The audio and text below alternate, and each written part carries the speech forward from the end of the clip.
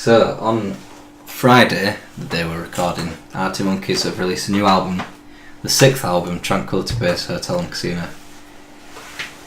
I'll just do a retrospective. Yeah. Whatever people say I am, that's what I'm not, and Favourite Worst Nightmare, I'll group them together. 2006, 2007, more like a punk rock, observational shit.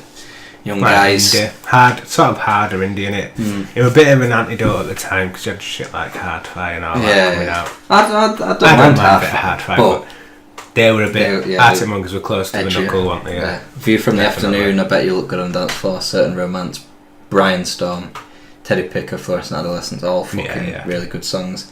Humbug was where they first transitioned, 2009. I think they were sort of in between where they would be and what they used to be. So you've got Crying Lightning and Cornerstone. Yeah, might be Secret Door, Potion Approaching. Suck It and See, I think they fully transitioned, 2011. It's sort of like a heavier and slow mix, more rock and roll. Black Still had enough crowd pleasers in that one, didn't you? Brick by Brick. Yeah, exactly. Reckless Serenade. And then AM, probably the biggest album they've done. Heavier. Rock and roll again. Definitely the biggest album they've done. Got a lot of fans in America as well. Yeah, and well, all over really, because they set up for the album release today. They've had 5 shops go up, pop-up shops. Yeah. Sheffield, Tokyo. Yeah. Los Angeles, London. Oh yeah, they're big. Do I Want to Know Are You Mine, Arabella? I listened to that on the way over actually. So yeah. So I think with the hiatus that it's been 5 years since they released. Don't feel like 5 years. That's mad. No, because we were halfway through. 5 years and a Last Shadow Puppets album in between. Yeah, that's why I think because the sound from AM to this is completely different. I think they've skipped a transitional album, which is you could argue that Last Shadow Puppets one. That is transitioning into this. I think you've still got a kind of. For me, I know this is like Set on the Moon or whatever it says, but it's got some Wild West vibes in there as well, and I think that came through Whatever You Come to Expect from the last album that I did with Miles Kane. You called it a futuristic western. I see it like that. It's like Westworld. Is that like the film, Westworld, or Cowboys and Aliens? Yeah, I thought of Cowboys and Aliens as well. But I see that, because it just feels like, especially when 4 stars out of 5, it's like a motel in the middle of nowhere. That's a fucking good shit. Yeah, tune, that's one of the catchier ones. But basically, the bottom line is me and you both fucking love it. Yeah. A lot of people don't. Yeah, we said it's divisive, and then we're agreeing. But yeah, there's so many good songs on it. We're in agreement though, because we were both born when we were born and kind of grew up with the band. He's 32 now, so I mean we're a little bit younger. But we're still kind of grown up knowing they're about from beginning to where they are now. A lot of people jumped in at AM, which isn't a good jumping in point, I don't think. But then surely if you've got the perspective of looking back, then you know they've changed the song, because AM doesn't sound anything like Favourite Worst Nightmare. There's no like. It sounds more like it than the new one. Well, but this is more like a soul. Whereas AM has like hip hop, rock and roll sort of inspirations. This is more. Well, that's what I said. It was like Dr. Dre beats with his lyrics, didn't it, Turner? So. This is more David Bowie soul as well, sci-fi. I find it hard to make musical comparisons with this. When I thought, sort of the first couple of albums John Lennon did reminded me of.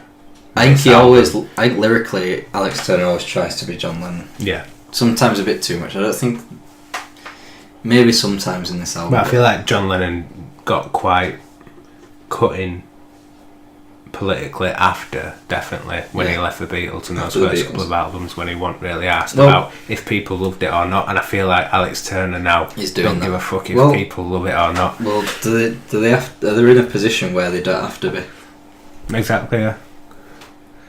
I mean, lyrically, it's probably one of the best. I mean, the best lyrical song they've got for me ever is probably Arabella. Yeah. I think it's perfect the way it all flows, and then obviously you've got like earlier stuff, like Fake Tales of San Francisco is another. That's a banger, yeah. For the lyrics, I think this songs like 4 out of 5 and Bat Phone, which Bat Phone is coincidentally a song about my girlfriend. It's a take on modern life, pretty much. Losing a life through a handheld device. getting sucked in through a hole. No, that's one of my favourite lyrics. Do you remember the time I got sucked into a hole through a handheld device? Because we've all been there. And this isn't what people kind of probably are picking up on. Lyrics like that. When realising what he's trying to say and all that sort of stuff. We were a bit cheeky and listened to it on Wednesday, didn't we? So yeah, well, I don't know how to drop him in it, but from last week with Farron and Archie, Farron hit me up with that leak. So yeah, I had a bit of a preview. I think that's because these people who were slagging it off, they've only listened to it once, maybe twice maximum. Because everyone was like at 9 a.m. going, "This is shit. This is nothing like."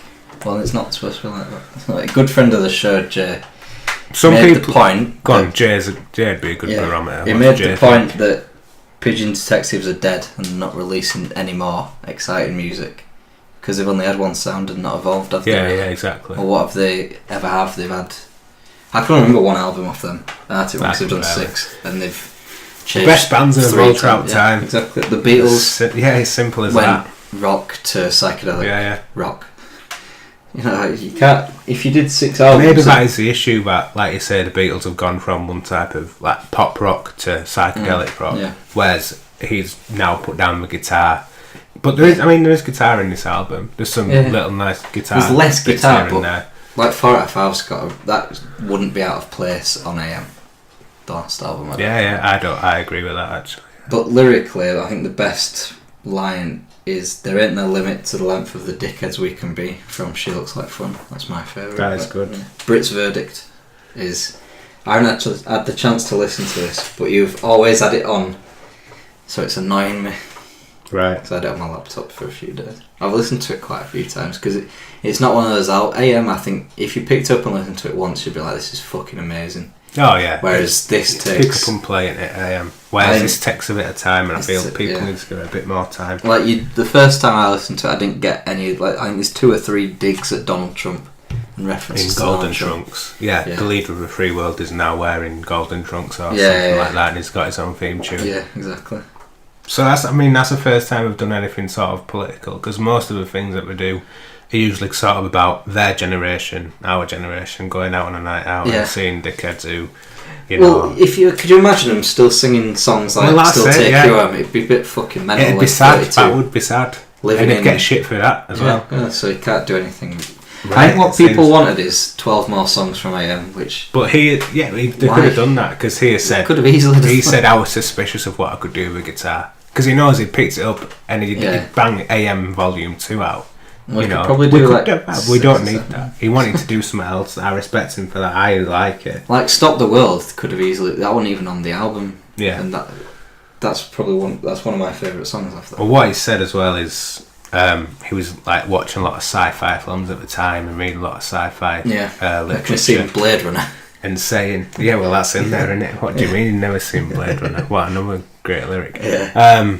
But he said, what caught him and why I like sci-fi and probably why you like sci-fi is the points that are made in sci-fi stories are points about our existence today. And looking at that and looking at that relevance. And that's what his approach has been to this album, which I spotted as well. And there's obviously a song called Science Fiction as well. Yeah. Well, that's what he said. He said that song just to hammer it home. Kind of example of that. I think he said that's the first one he kind of did, and then it all came from that. But it is definitely. I think it's more David Bowie. That sci-fi thing. It's like Black Mirror being a social commentary, sort of wrapped up in that futuristic setting, but Star Trek did it in the 50s, where it put racism in a different thing, and it kind of becomes a bit more palatable than the news or whatever.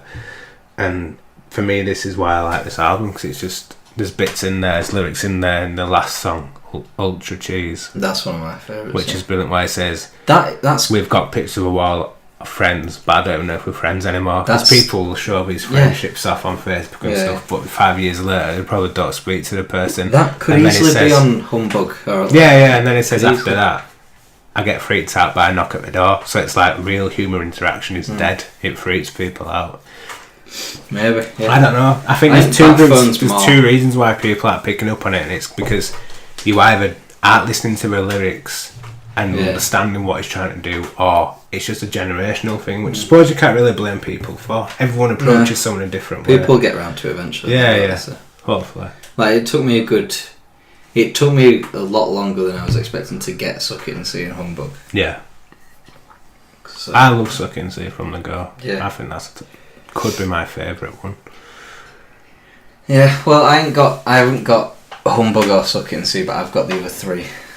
This might be my favourite one though, do I dare say it? Ed's been liking it. Ed likes Ultra Cheese when I've been singing it to him. Yeah, obviously a final point as well, and you know the song Tranquility Base Hotel and Casino, the eponymous track. You're the actual clerk in it, aren't you? Why is that? Because there's a lyric and it says, "Good afternoon, Tranquility Base Hotel and Casino. Mark speaking." Please. That's my alter ego. Please tell me how may I direct your call? Yeah.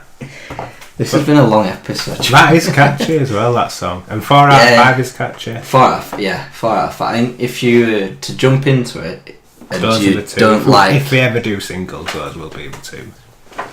I don't know, I think it'll be Star Treatment, 1 Point Perspective. Bat Phone should be, because it's one of my favourites, but it won't be. And then obviously 4 out of 5. I don't know about the other one. There's fucking some good. She Looks Like Fun, probably. That's quite an easy track to get into. That's a bit like Bad Habits were on the last one. I don't really think it represents the album as a whole. It's a good little tune. Guy from Tame Impala doing that. Yeah, Courtney, something Courtney. Yeah, I feel like that don't represent the album, but it is a nice little ditty. I think it's up there. It's definitely up there. I can't say any of the albums are bad. It's no disappointment at all. People. Well, if you knew their career, it's just sad. If you knew their career, it is an Alex Turner album, really. It is. Matt Helder's on point. Should it have been? But apparently, he said to him, he played it to him, and they all loved it and wanted to do it with him. So, well, yeah, exactly. But Matt Helder's boss, you know what I mean? Matt Helder's, I think, is a bit underutilised because. He does a lot of his synth work. Yeah, he does. Yeah. But in Are You Mine, he's fucking world class. That's his album, really, isn't it? Mm. Yeah. So.